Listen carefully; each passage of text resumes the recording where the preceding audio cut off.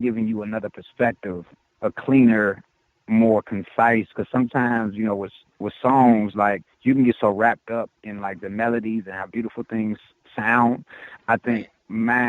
my interpretation comes off as like a thesis. You know what I'm saying, of the song. Like this is what the song was actually saying to me and what it may mean to a lot of other people as well. Um, Wrapped up in some like nice little rhyming words and a couple of stares at a camera, but I'm writing all the way up through the project, like the night like the night before we film sessions.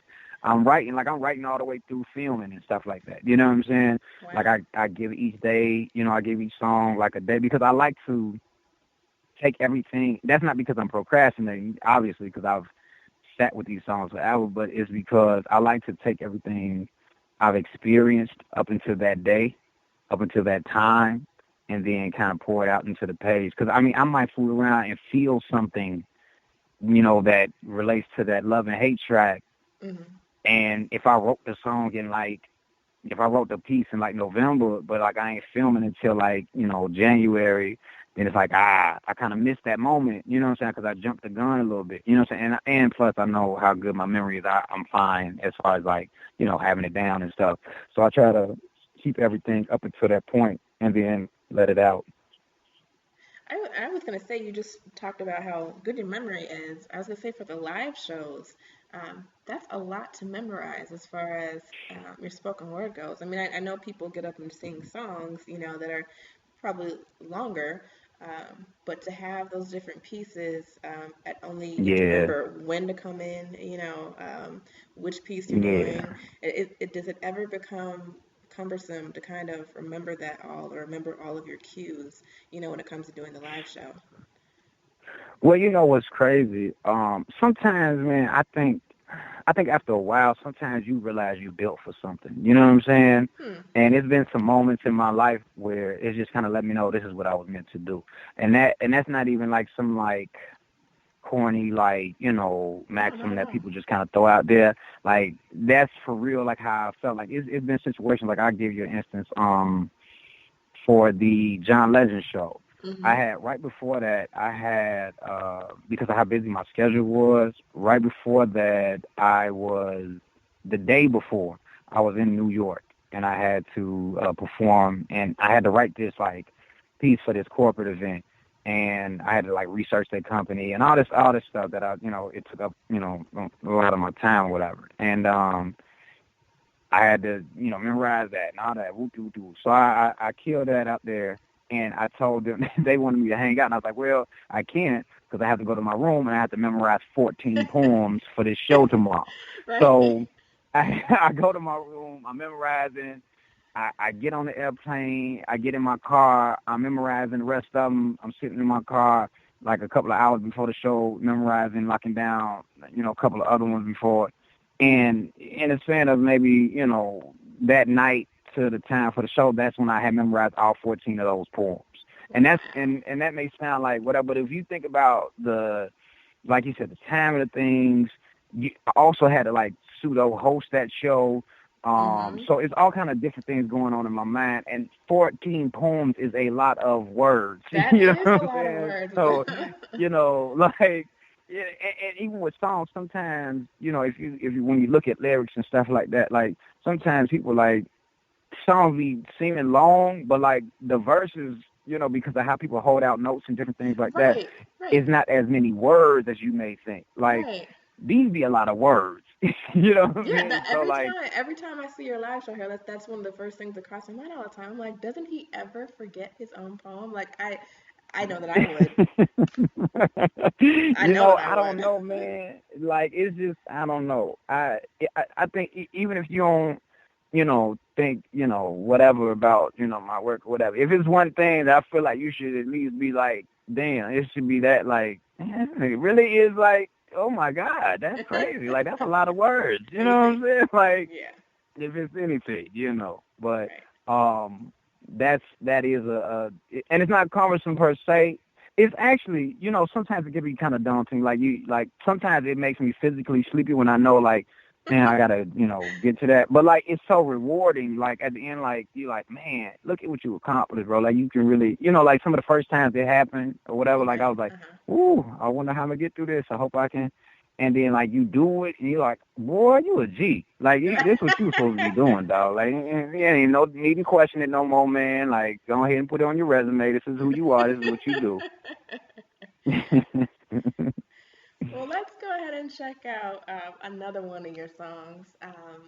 Let's do let's do "Room in Here," which is actually featuring Earth St. James, which is opened up our Oh second season. yeah. So he was Oh the first yeah. guest this season. That's the homie. Shout out to Earth, brother Earth. Mhm. And when we get back, we'll talk a little bit more.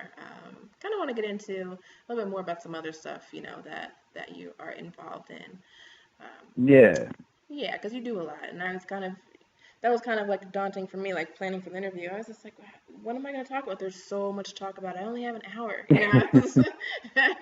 So we're just kind of going with the flow and kind of whatever, happens here, people. So like I said, if you are listening via Spreaker Man, I and you can't I have, can't believe you played these songs. You ain't asked me like why I gave you these particular songs, man. Like we got to oh, you talk. want Can we talk about that? Because I yes, think we that's can talk about important. that. Let's actually start. Okay. Okay, well, first of all, because we already played Love and Hate. Let's start Yeah. with Love and Hate. Tell us why you picked that song. Mhm. Let me tell you why I picked that, And Carla. Harold just Okay. gonna Harold just gonna hijack my interview. Go ahead. No, like Yao.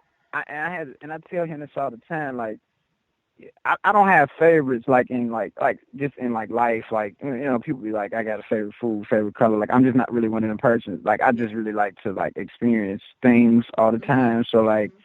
um, but Yao, man, Yao, like if you pay attention, if you were to go back and look at like the years, since I've added more people than just my wife, like Yao usually ends up on my birthday because like he's just amazing, man. And like Mhm. the songs that we do together really make me feel a certain way.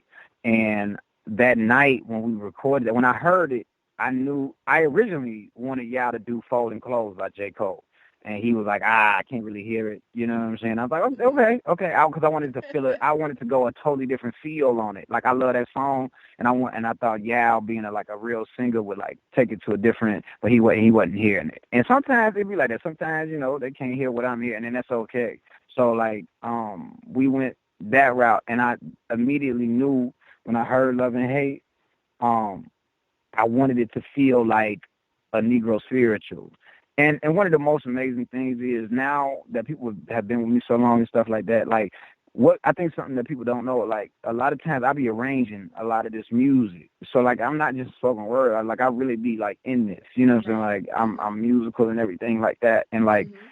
they listen to me. Like I say stuff like in a Harold type way, but they understand what I'm talking about. You know what I'm saying? And Right. when I said like I want it to feel like a Negro spiritual, um, it was so amazing because D was there, D Wilson, and he's like Mhm. he's one of my right hand men as far as this project go. Like he understands what I'm saying so well and like relays it like in band talk so good, and like he does some of the arranging too, and like some of his stuff. Mhm. I was like, yes, D, you so man, yes, and you took it to another level. Thanks. So he's the one who got that whole like humming and like clapping together. Oh my God, Yeah, it was dope. I was I enamored. was gonna say, I was I like, mean, you oh definitely hit that. It does. I get what you're saying. After hearing it, of course, um, that you wanted to sound like a Negro spiritual. I think that you guys hit the yeah. mark. Mhm.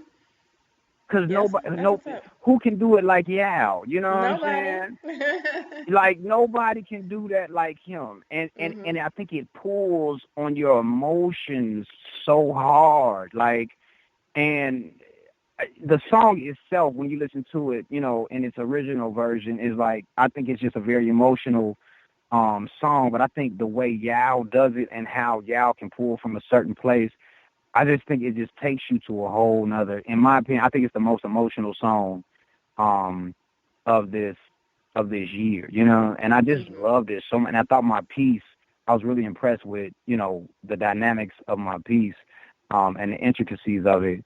And that's why I picked that one, man. It's just a really, because I don't, because see, once I start talking about like my writing and stuff like that, then that's a whole nother thing. So I don't really want to, whatever. But like, I was really impressed, with what we came up with and like the arrangements of it, and it's just a very beautiful song, man. That Negro spiritual feel was just like, who do it like y'all, man?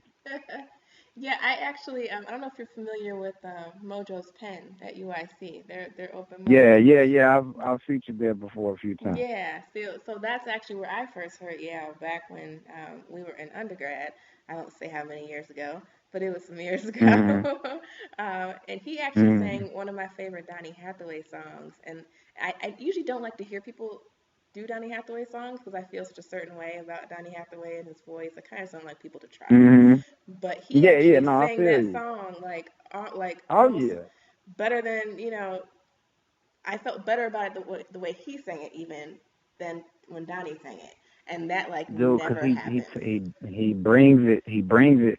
When he did Love and Tenderness, man, that we did, Mhm. a few years back, like, and it's to this day it's probably one of the highest viewed Flowers for Living songs. I haven't checked in a while or whatever, but I know at one point I know it was the highest view, and like the Ellen Show blog hit us up, like The Voice hit me up because they wanted y'all to be on there, all kind of stuff. Like, he just takes it to a whole nother level, man, and I love it. And not that nobody else is, 'cause everybody does. Like I told you, everybody brings Right. a different thing and a different emotion and brings it from such a raw place.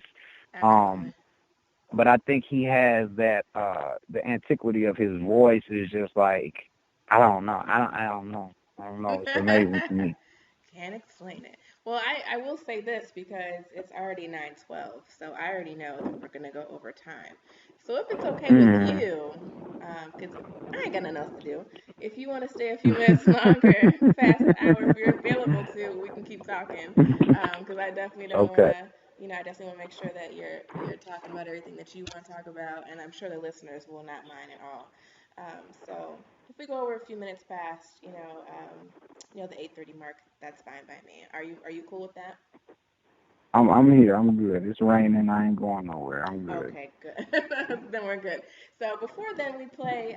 When we get to Room in Here, which is the next song we're gonna play. Why don't you tell us a little bit about that and why you chose that song to play tonight? It was, what's crazy? Room in Here was the first song we did this year, and I immediately knew that it was gonna be the first song we put up. I was like, nah, this too good. This Hmm. too good. Like, Earth, um, Earth and I actually went to the same school, and Right, Grambling State, right?